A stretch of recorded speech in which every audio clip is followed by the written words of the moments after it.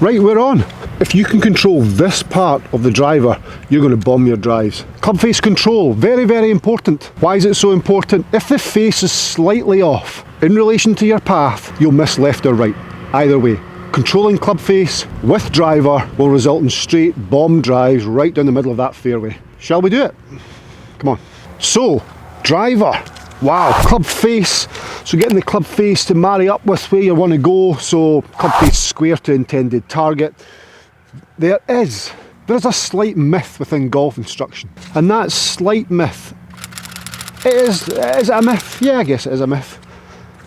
We want to get club face on the back of that golf ball and ensure we get the ball to go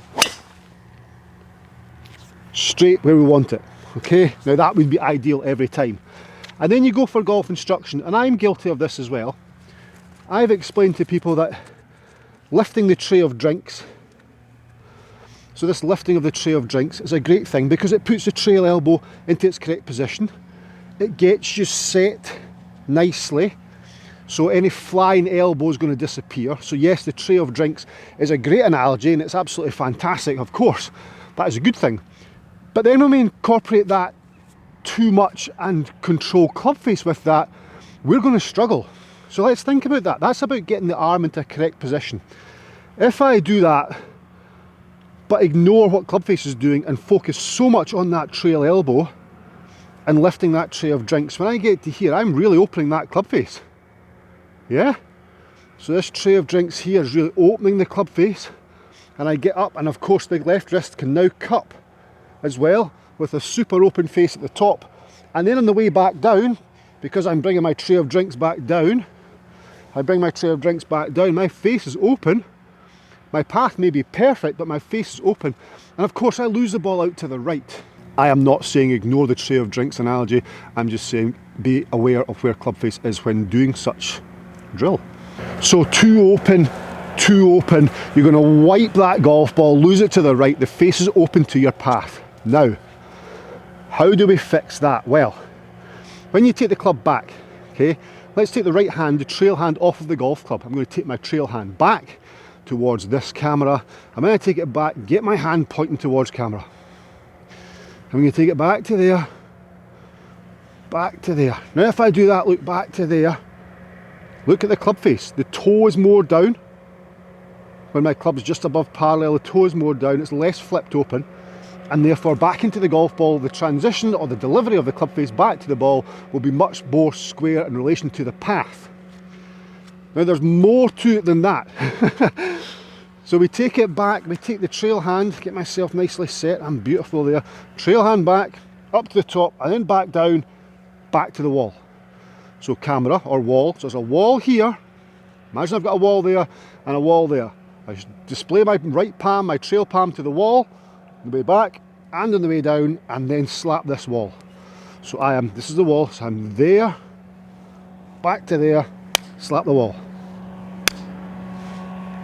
That in golfing machine terms is a flying wedge, a right arm flying wedge. Again, there's a little bit more to it. So not only does that square that face, as we know on the way back, way through, impact, post-impact, face is nice and square in relation to the path. What else does it do? Well, watch this from down the line. I fan it open, so I lift my tray of drinks, I get to here, and I've cupped my left wrist, bent left arm, club face laid off, club head, club shaft laid off, club laid off. Or I display my palm with the intention of displaying the palm on the way down. So I display the palm there, up to the top. Now look, I've got much more structure. I've got a flat left wrist, my club face is going to be squarer, and my lead arm stays straighter.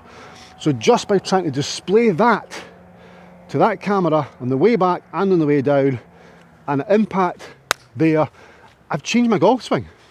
I've changed my golf swing. I have control of path and I have control of swing, and my swing length will be good. So I'm there, there, there, there, there. Two great drives now.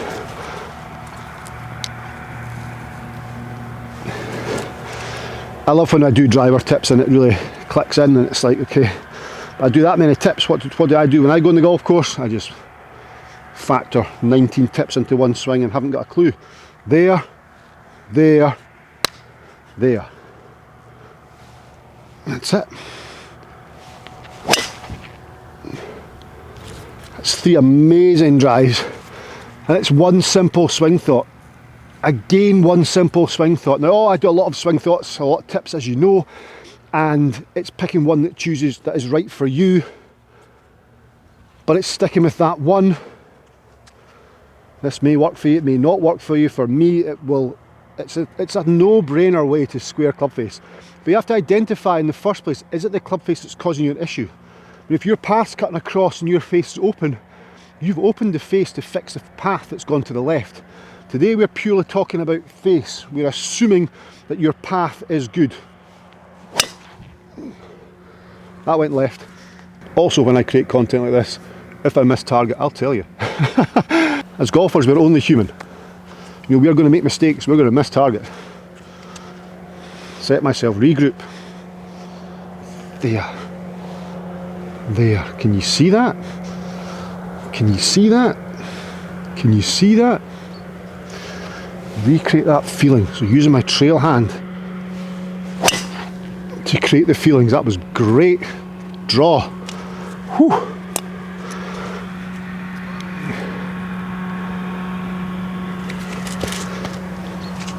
But as I say, golf is very much a game of trial and error. There's no right or wrong within the golf swing. There's fundamentals that we need to adhere to. Grip. Your hold on the golf club is so important. Alignment, obviously very important, but when it comes to the actual in-swing, there's no right or wrong. Homer Kelly's golf machine says there's 140 quadrillion different actions within the golf swing, and they're all correct for the individual.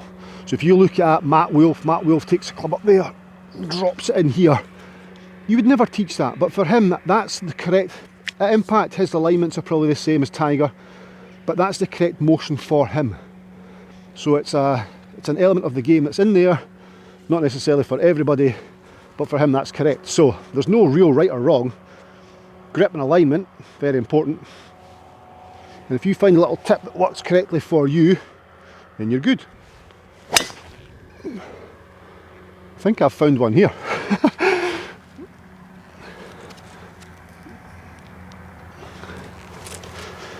Okay, have you clicked that like button yet? Please click that like button. If we can get 2,000 likes in this video, that really, really helps my channel. And to be honest, we need that help. There. So when I come back to here, that is different than coming back to here. See that? There. And on the way down, I don't want to come back in here. I want to be back there to square. So look how neutral that face stays in relation to my palm. Wow. That's class. There. I've really only hit one that went left. I've not hit any bad golf shots here. I was asked a question about my driver. Am I still using my Wilson driver? I like to chop and change. Yes, I still have my Wilson driver. It's amazing. Just now I'm using a Paradigm. It's 12 degrees set down to 11. Yes, 11 degrees with a 50 gram stiff shaft.